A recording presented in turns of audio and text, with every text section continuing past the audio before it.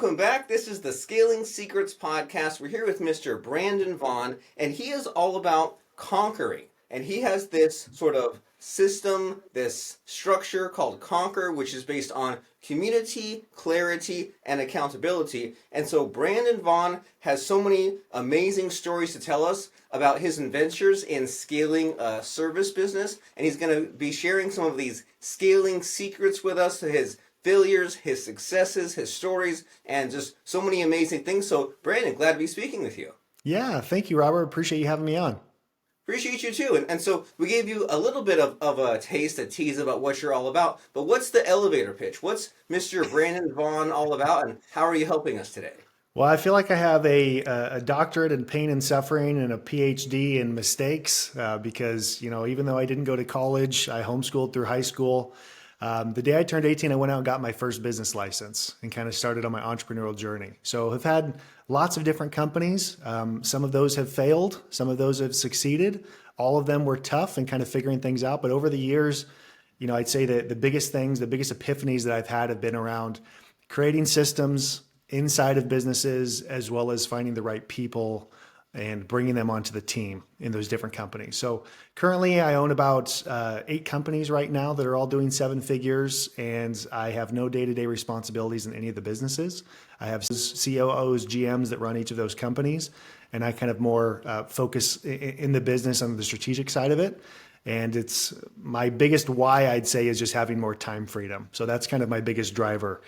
Spending time with the kids, being with the family, having good work-life balance, and things don't motivate me as much. So really it's more time motivation. Well, wonderful. And you have a lot of interesting things figured out, because I know that you're all about avoiding that hustle and grind trap, right? Where you say, if you just put in more hours or work harder, then you can do more. But then it takes this whole other sort of thinking, this different mindset about having these people, like you said, having these processes, so that way you can create something that works, sort of runs on its own more or less, and then that way, instead of the day-to-day, you can focus on the strategy, the bigger picture, the publicity, which is exactly what you're doing right now, and like selling the business and all those things that unfortunately a lot of business owners don't really get to, right? They kind of shoot themselves in the foot in a lot of ways. And so how, it seems like you were born with this sort of thinking, right? Or was it something that you had to learn in order to overcome a lot of these traps people fall into? No, definitely was not born with this. In fact, it was far the opposite. I would say that I was kind of the poster boy for what I call the DIY death trap. When I first had some of my first businesses, I had a lot of this self-limiting beliefs that no one could do it as good as me. No one cared about my business as much as me. If you wanted it done right, you had to do it yourself. Trading, saving money in an exchange trading, the hustle grind mindset of working 60, 80, 100 hours a week. And, I had a lot of really good coaches and mentors and some solid epiphanies along the way to help break a lot of those self-limiting beliefs. And now I actually get to the point where I get frustrated and irritated when I hear from, a lot of coaches and gurus out there that just talk about, just hustle, grind, it's worth it, nights and weekends now.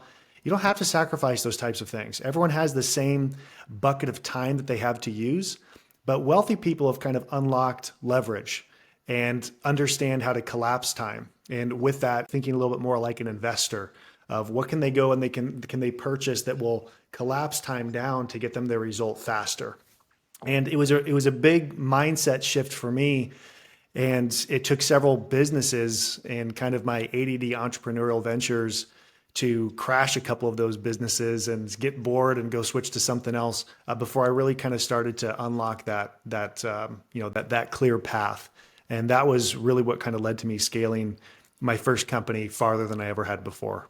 Wonderful. And I definitely want to get to unpack the story a little bit of scaling your company and scaling some of these secrets. But first, I want to make sure I digest a little bit of what you mentioned there, because I love your speaking there about having this investor mindset, right? Because it's so easy for your business to just be like this extension of you, right? You might say, oh, well, I'm some HVAC repairman and I've got my name on my truck and my name on the sign and my name on the business, and it's all just me and it's all these things that I do. And that might be great to start, but do you really want to spend decades of your life doing that and just build yourself another job. That sounds like fun at first, but then miserable after it picks up. And so if we have this investor mindset, what goes through my mind is like, well, if you were to buy a business for 100 grand and then grow it to, $1 million a year or something, you would do a lot of things differently, right? You'd hire people to do the task. You do this collapsing time that you are mentioning here. And another thing I want to make sure that my brain digests that you said is this whole idea of the self-limiting beliefs. And it's easy to kind of not even recognize what those limiting beliefs are. Those stories that we tell ourselves, even every decade there's like a recession or an economic upset of some kind, and maybe our parents told us things like save money and be careful and stockpile this but in disguise that might be greed, and that might be not building out your team and not kind of cash flowing the money through your business. And so that's just kind of what's going through my in one ear and then through the body as you're mentioning that. And so about you scaling your business, it's always exciting, right? To hear about the numbers and the starting point and what you did and how big you built it. And so tell us about this. Tell us about this business you scaled. Sure. So I have a few of them, but my first big boy pants business, that I'll call it, was a window cleaning and pressure washing business. So just kind of for some brief context, I've lived my whole life in home services. My dad was an owner operator window cleaner for 33 years. And I had this really unique perspective to kind of watch him own this business for 33 years. And then in 2012, get diagnosed with heart disease. He was actually jogging on the treadmill at the time when he collapsed. He's okay now, but he with several pieces of stent hardware installed in his heart. Now, kind of that journey looked like for him, the doctor telling him you can't work physically anymore.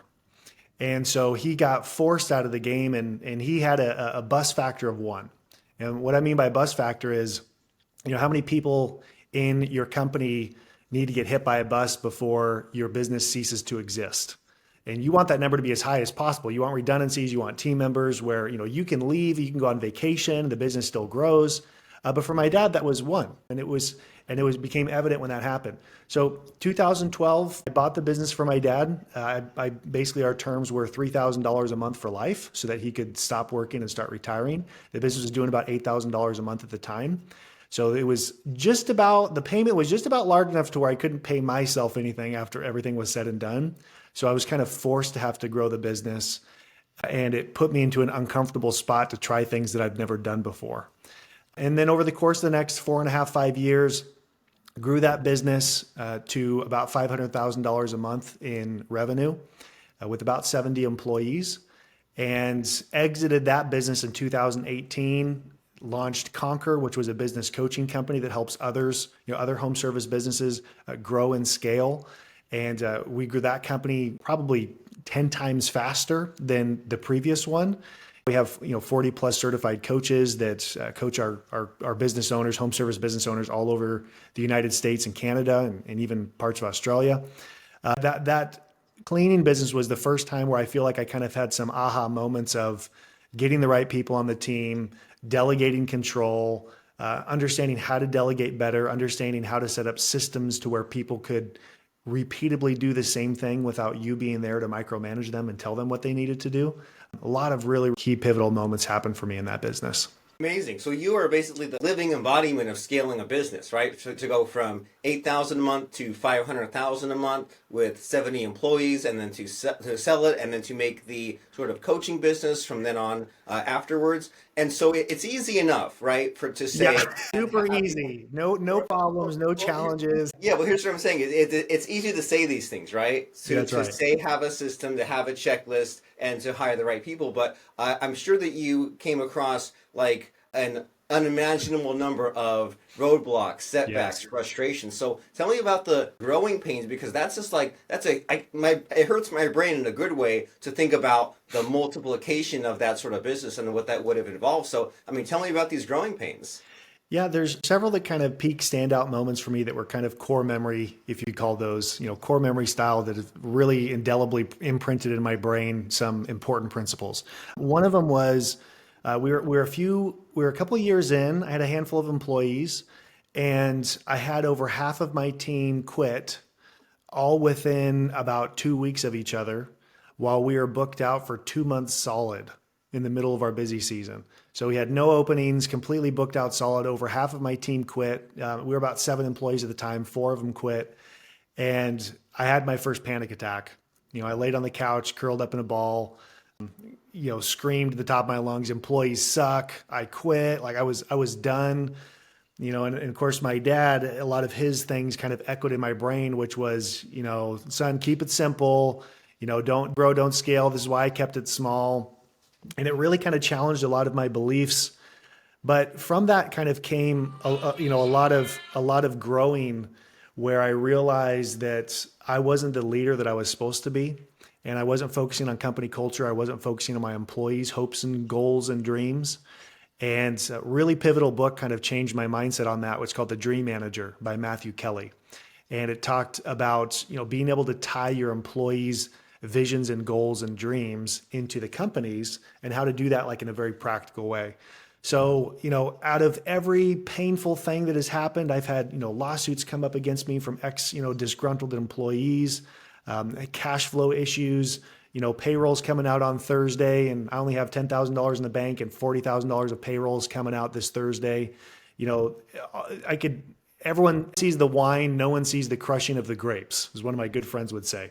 And it had a lot of those moments, but out of every one of those painful moments has kind of come some really great, growth in me personally that has, really kind of transformed myself. So I don't regret any of those times that have happened.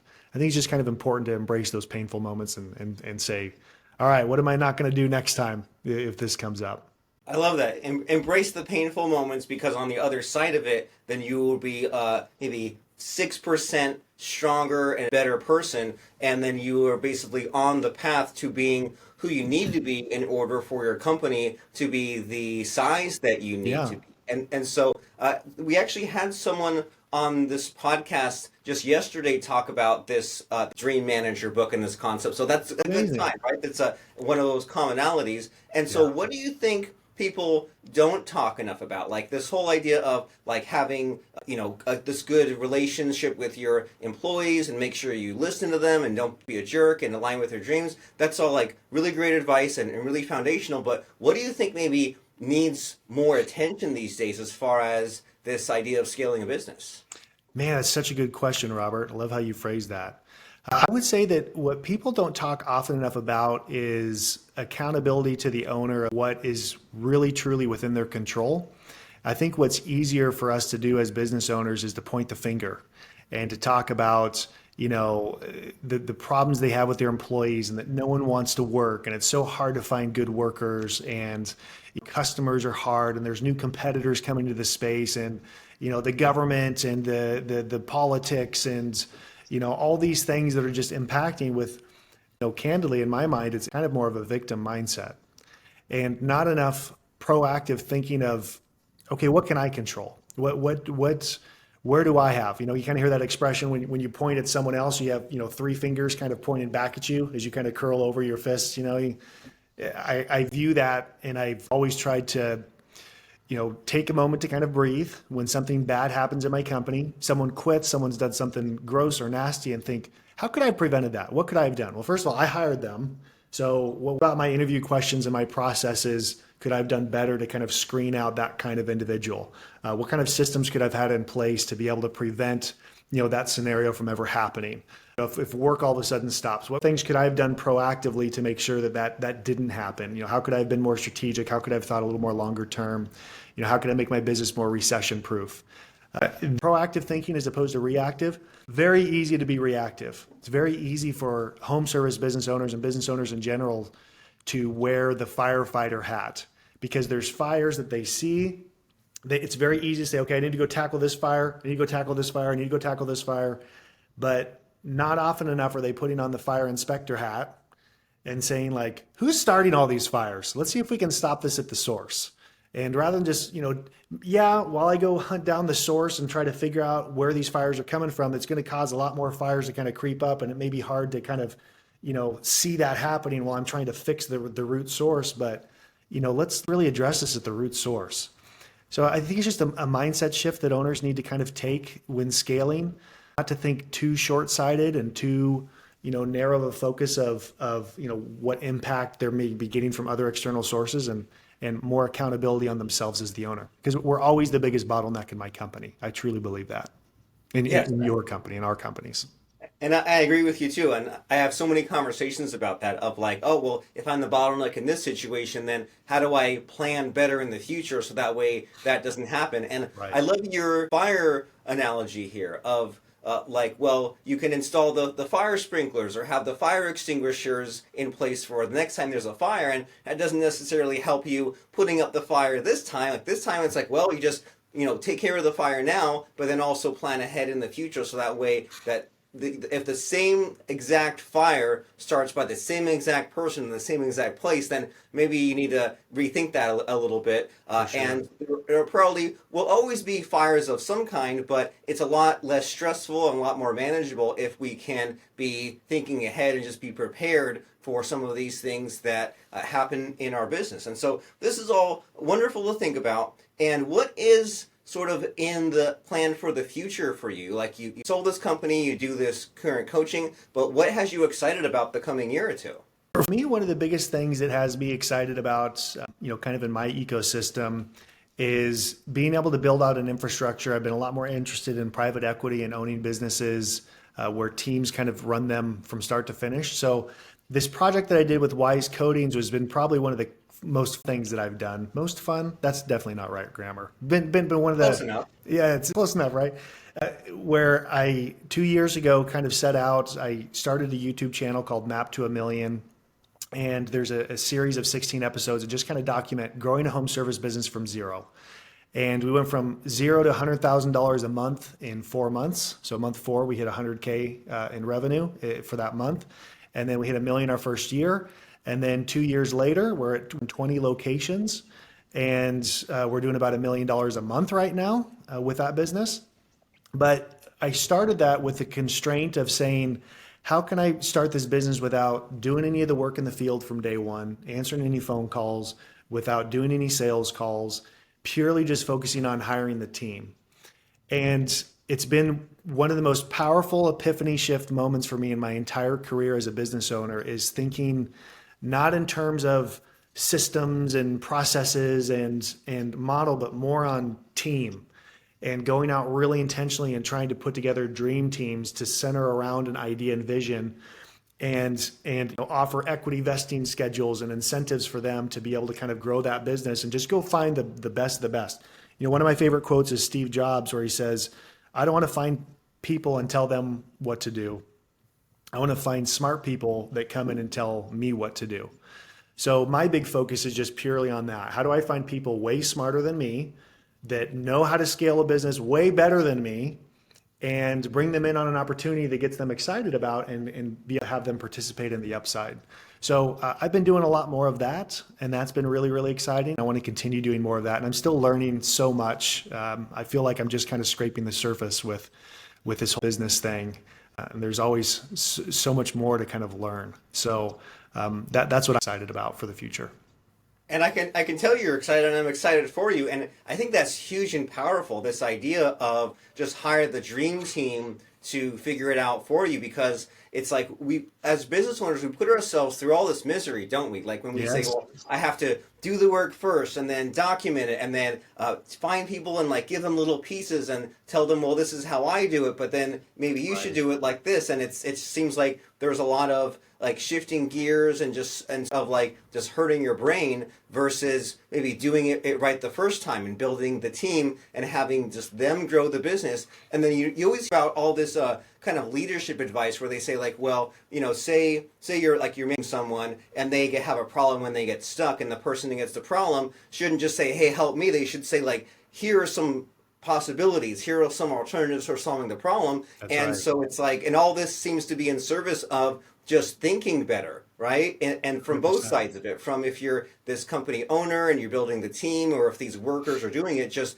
find this kind of smart talent that is looking for problems and figuring out solutions. And so, yeah, this seems like to be a really fun and interesting and amazing journey that you're here on. And so if people want to find out more about you and they want to find out about this, you mentioned like the YouTube channel and the new company and the coaching business. Yeah. Where should people go to sort of take the next step here?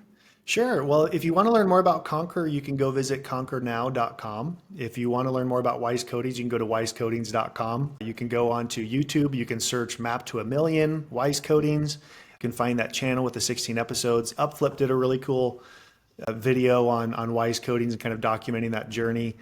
There's a really great tool too called HireBus. If you go to hirebus.com, it's a behavioral assessment and screening tool. So if you're looking for really rock solid outside salespeople, CEOs, executives, account managers, technicians, it actually has a really cool assessment where you can get a benchmark on a scale of 1 to 10 how good of a fit they'll be for one of those given roles. And it's kind of changed how we've done all of our hiring and trying to find people. So if you're looking to find the right people and get them in the right seats, that's a great tool to use as well. But hit me up on LinkedIn if you have any questions or you would like to connect on some projects. LinkedIn is probably one of the best places to kind of hop on there and connect with me.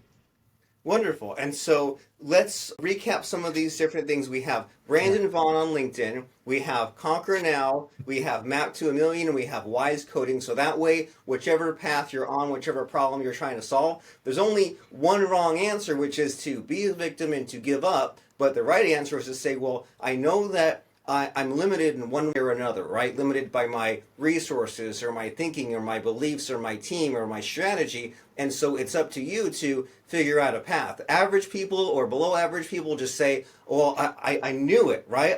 I've self-confirmed my beliefs. I know it won't work, but the path forward is to figure out how to solve whatever scary problem is in front of you, right? If you say, well, I need to grow this business or I need to make payroll, or I need to add new locations, then you need to add Mr. Brandon Vaughn on LinkedIn and check out some of these websites like Conquer Now or check out the YouTube channel Map to a Million. And so as we're winding down our conversation here, Brandon, it really sucks to just say, hey, goodbye, see you later. But it's a lot more fun and exciting to share like a favorite quote or lesson that has really got you by or you think will really help us in our scaling journey right now. So what comes to mind? What pops out of your brain if I ask you about a quote or lesson? Mine is to get somewhere you've never been means doing things you've never done. And another way to describe that is the team that got you here is not the team that gets you there. So for me, I have learned that growth is always correlated to pain and discomfort. Always. They're inexplicably linked. You cannot have one without the other. If you want to go into the gym and you want to get bigger biceps and get bigger muscles, you got to tear them down. You got to pick up heavy stuff. You got to say, ow, on your 11th rep that you do. That's the only way that anything ever grows. So in your business, if you're feeling uncomfortable, if you're feeling discomfort, if you're doing something different and new, you're going to have to kind of get used to that feeling of discomfort being actually a touchstone and an indicator that you're kind of moving the correct direction because you're doing something different than what you've done before. So for me, that's always been kind of one of my driving, guiding principles is to chase being comfortable or uncomfortable, chase being uncomfortable because comfort breeds complacency. And we don't ever want to be complacent because it's pretty easy for a business to start to become more irrelevant if it just is like, well, I'm comfortable here. Yellow pages advertising in the phone book has been working great. Like, what happened to those businesses? You have to adapt and you have to kind of change with the times. So get used to being uncomfortable. I love it. Being complacent is a recipe for being hit unexpectedly if a medical problem arises or economic upset or something like that. And so we need to seek the pain, seek the discomfort in a productive way, and growth is not a straight line. So I love that advice that you gave about just how it will take some of the muscles aching in order to get to where we need to go, to be the person we need to be, and for our business to be what it needs to be as well. And so go find Brandon Vaughn on LinkedIn and check out Conquer Now. And it's been very lovely speaking with you, Brandon. Yeah, likewise, Robert. Thanks for having me on. And good luck everyone watching and listening. Wish you the best. All right. It's super